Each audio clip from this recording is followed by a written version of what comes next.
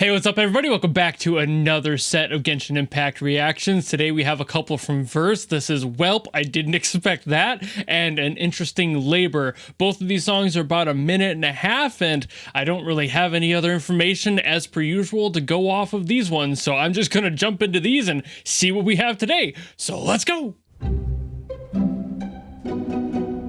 Ah!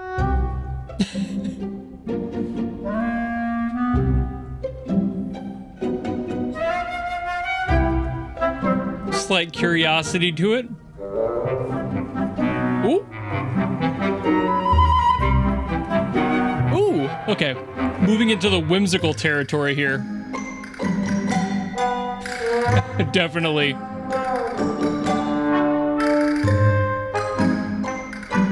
It's so goofy. That was a really deep timpani bend.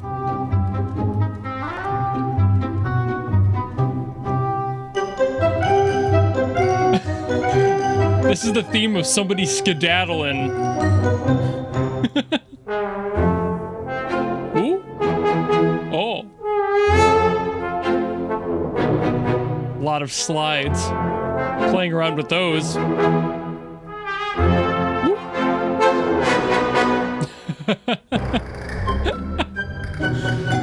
This is delightful.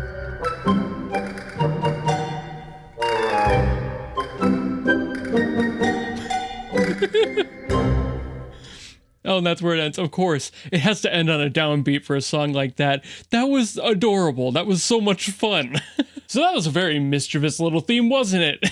It's rare I get to use words like that because they usually don't fit too well, but this fits perfectly. This is a capricious little theme. I adore it.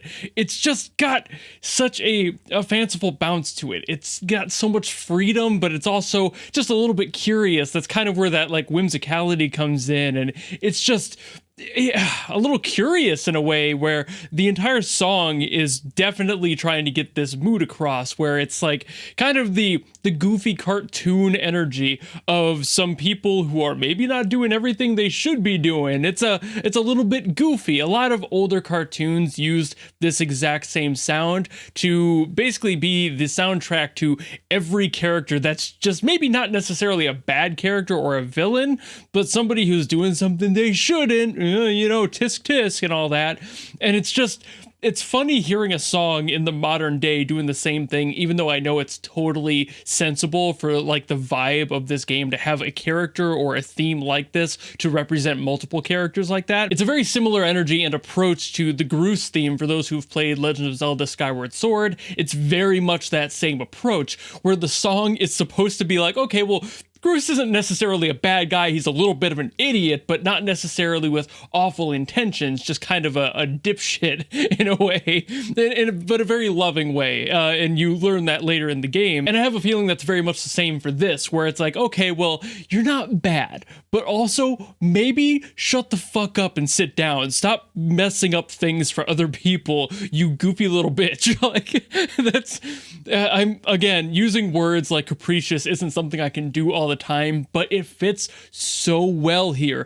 Mischievous is kind of the exact vibe they're going for when they write a song like this, and I assume that this song, especially with the title Welp Didn't Expect That, which is just picture perfect for this sort of energy, is exactly what they're doing. They're making a theme for a character, or maybe many, that are supposed to kind of not be doing what they're doing, but also you can't help but love them for trying, even though if they are stupid for it, that's gonna forever stand. But as goofy as they are, as mischievous as they may be, as many problems as they may cause, there's definitely something lovable about their stupidity and that character type that this theme just works so well with. But again, it's just really nice being able to hear that because it's not used too often these days. You'll get a few games here or there where it makes sense thematically, much like this one, but not often. So it's just nice to exist in that space for a little bit and just kind of laugh along with it. And I have have a feeling an Interesting Labor is not going to be anything like this. I have a feeling that this is very much a singular piece of music, and Interesting Labor is probably going to be something completely tonally different, because usually you don't have two themes like that in the same area, but I don't know, and I won't know if I don't listen. So let's get on to Interesting Labor, shall we? Oh, wait a minute. Wait a minute. Oh, that sounded an awful lot like a Banjo-Kazooie song for a second there. This definitely does have Grant Kirkhope energy, though. It definitely does. That's another example.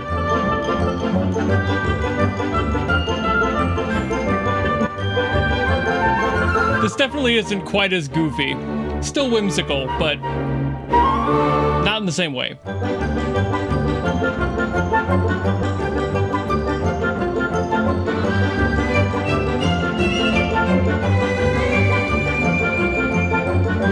Now I'm trying to figure out what this would be used for.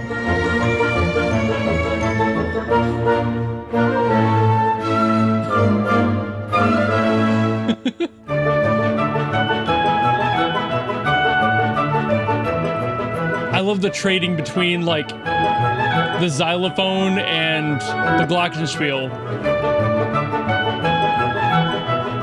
I think that's a glockenspiel. Sounds like it.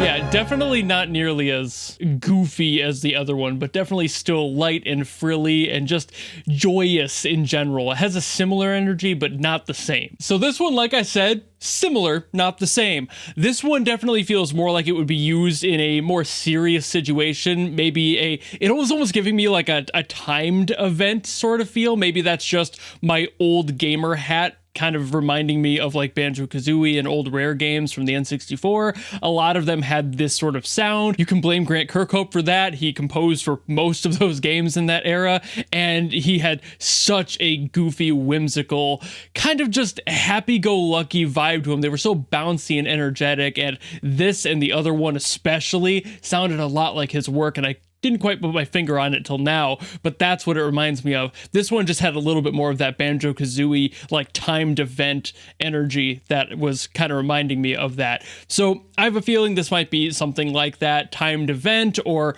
maybe a tutorial or something. I could totally see that being the case here. These, like, bouncy but high-flying and positive ones are usually just there. Again, like the other one was kind of designed to be something that's more of a character theme, I feel. This one feels more like an event theme, where it takes itself a little bit more seriously than the other one did. The other one was straight up just like, here's a goofy goober and a rubber mallet bonk, like it's just absolute cartoon goofiness. But this one's more just like, oh, we gotta get done with something. There's an event happening, you know, like, you better get to the town square, you know, whatever the fuck the situation may be. It's still a lighthearted, goofy feel, but again, a little bit more bright, happy, a little bit more controlled, a little less whimsical and completely insane like the other one is in a lot of ways. The approach to it is a lot more reserved in this one. The instruments aren't going everywhere. You're not getting goofy, like, timpani dips like the other one. Like, that was really fun. I love that they put in that timpani dip. I did not mention that, but I love that. The bend on a timpani can go so deep, especially on the low ones, so it's really nice just to hear it. Point aside, this is a really good song. It's cute, it's fun, it's whimsical and happy, but not as goofy and absolutely mischievous nonsense like the other one was. So I'm pretty confident feeling like this is an event song. The other one is like a character theme of some sort, which now that I'm kind of feeling out this area, just looking at the picture twice in a row for as long as I did, yeah, kind of starting to make sense actually a little bit. This city, at least I assume that most of these songs would be taking place in this area. It kind of has that feel to it, something that would be a little bit lighter, a little bit kind of like wind, you know, like it's kind of in the name, obviously, but at the same time, yeah, it works. It feels something light and feathery. It's bouncy and it doesn't really settle down. There's not really a root to it. And that's perfect for a place that seems to be largely themed around wind and air. So yeah, thematically, feels great. That's also why it worked for things like Banjo-Kazooie, because that's a goofy, cartoonish game, but also just you know, the whole ability to like fly around and stuff like that, you have to have something that detaches you from the ground. So lifting things up off the ground, having a lot of flutes and like violins on the high strings, kind of just flying and, you know, diddling around up there, having a good time, and kind of just going through a bunch of scales basically, keeps you moving and doesn't really let you settle back in. The other one had a little bit more of that grounding energy, and that's kind of what makes it sound more doofy, I guess, in a way. It's just things like brass can be very rounded and they can be very powerful, but they can also be kind of bulbous and awkward, and that's more what they were doing in the last song. It created this atmosphere of it not quite being sure of itself instead of being so proud and bold like you're used to hearing out of cinematic themes. So when you do stuff like that, and especially using like mutes for brass and everything just to kind of shape the sound and make it sound a little bit more rounded and muffled, it's just kind of a different energy. You can do a lot of things with music and a lot of things with instruments. You can make them sound really any way you want to. It really depends on what you want to do. And that last song was a great example of how to like change brass around, and this song was a great example of how to take flutes and high strings and just kind of not let the listener settle in. There was nothing here in this song that felt like you were going to be able to sit back down. You were just constantly flying around above it, and there was no grounding feature to the track at all. And I think that's a really good way to do that. So maybe some sort of a flight related tutorial of some sort, maybe. Like that's going to be my best guess on this one. The other one, I'm still definitely confident that it's just like a character theme that's supposed to be a little doofy and probably for situations that aren't supposed to be too serious and around characters who are kind of like butts of the joke and everything, and just like the idiots of the team, the doofuses, the goofballs of the squad, like they get that theme. And this is something completely different, still in the same area, still a similar vibe, but also very unique in and of itself, and between each other have completely different purposes. But I have yapped plenty on these. It was really fun to yap about this. I don't get the chance to talk about these goofier themes, these lighthearted things quite as often. I either get really beautiful stuff or really cinematic or really epic stuff and just badass songs. It's not too often I get songs like this that are just pure goofball, happy, fun times, good energy, and also just whimsical, mystical nonsense that doesn't allow you to settle into something and get invested in the story because they're just kind of supposed to be goofy. So that was really fun. Thank you all so very much for watching. If you have anything else you want me to get to, drop it in the comments below and I will do my best as always. Or if you just enjoyed this video and you want to follow me and support me for other stuff in the future, you know how to do all that, and I will see you all in the next video.